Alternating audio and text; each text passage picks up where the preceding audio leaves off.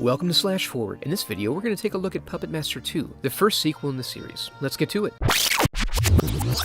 We open on a cemetery where our puppet friends have grown lonely for their master. They unbury his corpse and manage to rejuvenate him with this tepid yellow concoction. With that element now set, we cut to daytime back at Bodega Bay, where the government paranormal research team is attempting to gain access to the hotel. They find their way in and have a look around. All right, now this place has promise. Because ghosts prefer filth? There are no traces of Megan, and the place is in disarray, presumably abandoned, but with no indication for how long. We find out they're there as a result of information gleaned from the psychotic ravings of Alex, our survivor from the first movie. While the team of Carol and Patrick, two siblings, Wanda and Lance, set up their base of operations, we're introduced to Camille. She rolls up to this unusually placed pair of hillbillies who live near the coast. Beach billies? She gets directions to the hotel and immediately takes her place as the supernatural expert who poo-poos everything. How charming. With some expositional scenes, we come to find out that Megan's brain was pulled through her nose. As the last heir to the estate, it was turned over to the government, hence the research group's unfettered access to the grounds. Right as everyone is just beginning to get settled in, Camille has a sighting of a something that she decides to explore further. This turns out to be a bad idea as she's knocked down, gagged, and then slowly and gently dragged off. Meanwhile, things at the monitoring stations are turning sensual. So, where are you going at 3?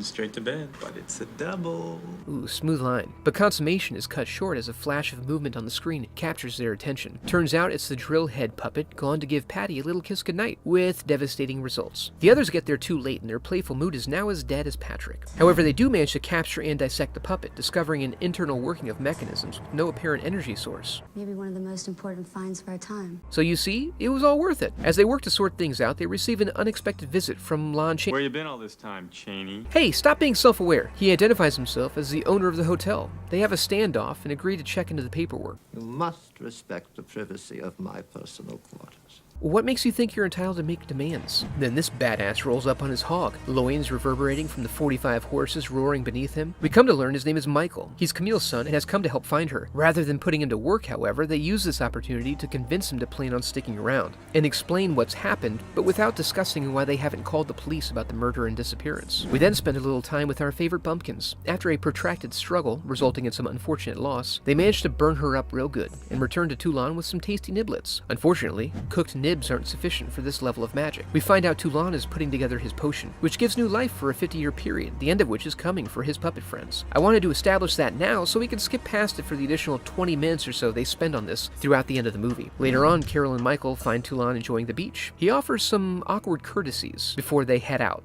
You shouldn't want to see her injured or yourself unhappily maimed or disfigured. Thanks for the sound advice. We come to find out there are no limits to the depths the puppets will go to achieve their goals of self-preservation as this young man finds one in the woods. He ends up playing a little too rough to live, though, and so he doesn't. Meanwhile, Carol and Michael demonstrate their budding romance, likely a purely chemical result of the sensory titillation derived from all that hog riding. As we roll into the final evening of our stay, Wanda convinces Carol to leave her post and visit Michael, then promptly and accidentally deletes all her progress. Michael, with his bitchin' hypermasculine cable knit, romances the crap out of her, but is waylaid somewhat when the weirdo shows up and insists on touching people. His rejection results in a hissy fit. These things are hard to come by now. Hey, things get a lot better in the late 2000s. We find out he had genuine feelings for her. Vain hope for her heart.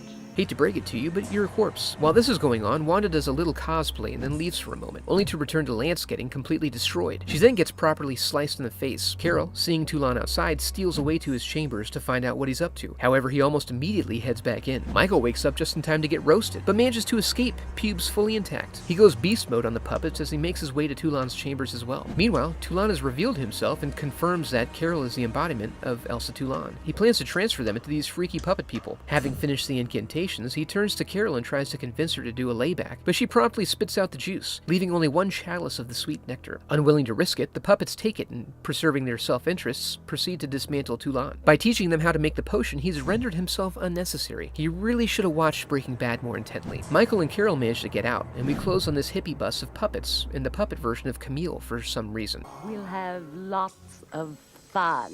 We have children to enchant. Well, that's something. And that something was Puppetmaster 2. I hope you enjoyed the video, and thanks for watching.